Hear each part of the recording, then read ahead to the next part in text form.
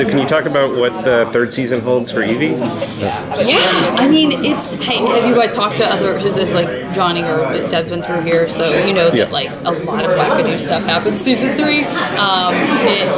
I love this season because I come from sort of sketch, comedy, improv background, and this is so many different places, and it is, to me, feels more like the episodes like bop around to so many different tones and homages, and the jokes are just non-stop, even as things are scary. So this season is definitely the most, in some ways, out there, but it's also the most recognizable because you see these kind of like Godzilla and Mothra spoofs, or X-Files references, Vampire Diaries kind of winks.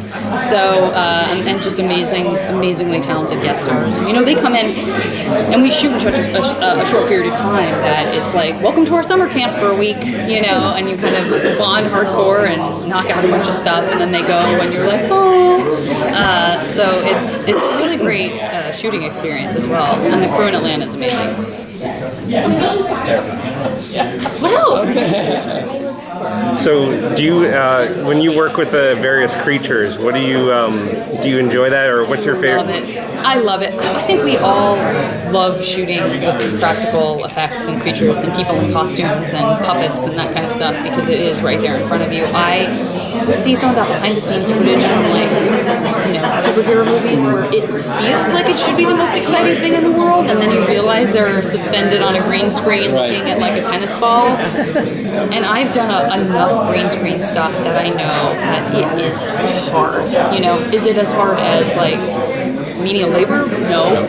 Are you still lucky? Like, do people get paid more in those movies than anyone should? Probably. They all know that. That's fine. But it's just not. Anytime we're doing shows like this where it's right in front of you and you can be the kid who's playing pretend and you have all of the material you need to make that come alive for yourself, it's just easier because it's real. I never get tired of walking onto a set, especially on our show, because Molly Coffey, who does all of our kind of production design, she has such an attention to detail, and she buries so many weird, wonderful things throughout every set that when you walk in, when we walk into Stan's house every season, we're at Stan's house. It feels real. It's falling apart. But that's just like, I never get tired of that. And I never get tired of walking onto a sound stage where, everything's dark and nothing and dust bunnies are rolling in, and then you walk in just through a, blank wood slats, and all of a sudden you're in an apartment. I'm like, this is so cool. I love this. It's like VR, but R.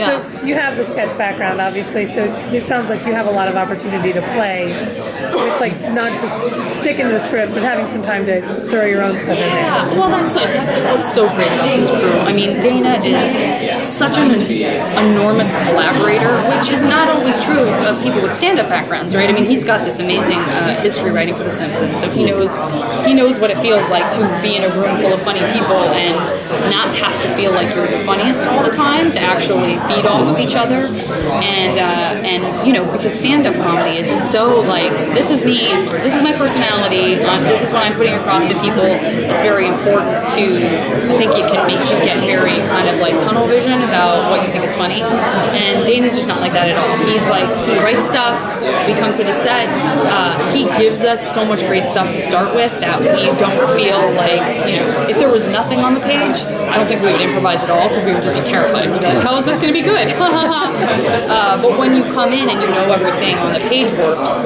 then when there's room to kind of play around a little bit with your fellow actors, you feel more free to surprise yourself and surprise each other. And so that definitely happens. And I think at the end it's a wonderful combination of both, because there are some killer. He's very humble. I say, looking over at him fondly.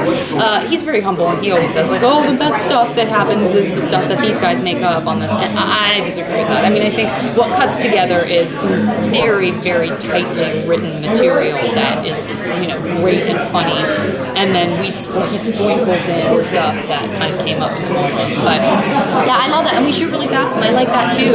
You know, it's hard. You get used to shooting at that speed, and then going into another show or going into a film where they have the budget to do a scene 3 days in a row.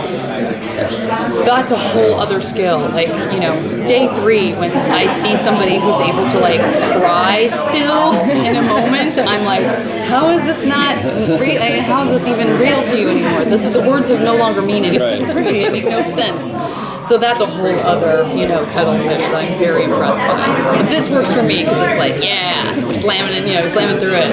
Did you feel that chemistry came right away in season 1? I did. Yeah, it was great. The first day Johnny and I worked together, felt like we had worked together a million times. Like, we just totally connected. And then the same with Deb and Nate. But, you know, at least with Deb and Nate, we ended up doing a table read season 1, and so we got a chance to kind of get the feel of each other's voice. And Johnny came in right before we started shooting, so he was at the table read. So there is that moment of like, gosh, I hope this works, you know. And this first scene we started doing together, I'll never forget. I was like, oh yeah, this feels great. Yeah, and so it's great. We just hop right into that mode every time we start shooting. And like everyone says, like we all say about time passing, it never feels like a year has passed. It just doesn't. It feels like driving from whatever condo I'm in Atlanta to Stan's house feels like, did I not just do this? It was how long ago? Okay, you know, I'll take your word for it. You know. So how long does it take for you to film the entire season? I think we do it in less than 6 weeks. Wow. It's what's great and crazy about it is that this season we had the same director throughout, Rob Cohen, who's amazing, an old friend of Dana's, someone I've worked with many times too. So I was so excited when I found out he was coming in. He's hilarious. He's a writer, so he also is contributing that kind of stuff off the cuff. But because we had everyone the same, we jumped around even more than usual. So it would be like, okay, today we're going to do this scene from, you know, episode 3, this scene from episode 8. We're going to pop back to episode 1, grab this quick moment, and then I think the rest of the day we'll shoot episode 4. And we're like, right, okay. So that, you know, I think it's John is such a consummate professional, and he's always comes in knowing his stuff. You know, he knows his lines, he knows. And I would say the rest of us are that way too, but we would have to be in this situation because there's just, you know, you can't afford to jerk around. But that's great, you know, because that sort of keeps that momentum up. To not have any of us going like, sorry, what's my line? You know, what am I supposed to say here? It's like, you know, 15 minutes later, things kind of, you know, move along. At that kind of pace, you just can't get it done. So I think it's been really good conditioning for all of us. And now when I go to another show, even if I know, like, oh, that person is never prepared, I'm always like, but I gotta know what's going on. Yeah. You're the second person to mention Molly. Oh yeah, did Deb mention Molly? Yes. We love her so much. I mean, she's so talented. Yeah, I mean, the scenery can help almost as another character. Oh, I couldn't agree more. And does, you know, it's like we have these ridiculous magazines, like this world of Willard's Mill where it's like you see like anything a poster or a newspaper or a magazine says, or like a product if it's something we made up. There's always, and not unlike The Simpsons, right? There's all these sort of Easter eggs in there where if you can pause it and like zoom in and read what it says, it's its own like ridiculous world of jokes. And so yeah, she always does stuff that we're just like, you almost want to break in the scene and be like, hold on though. So cool. So yeah, we love our Molly coffee. Do you have a favorite one of those Easter eggs that? Oh my gosh.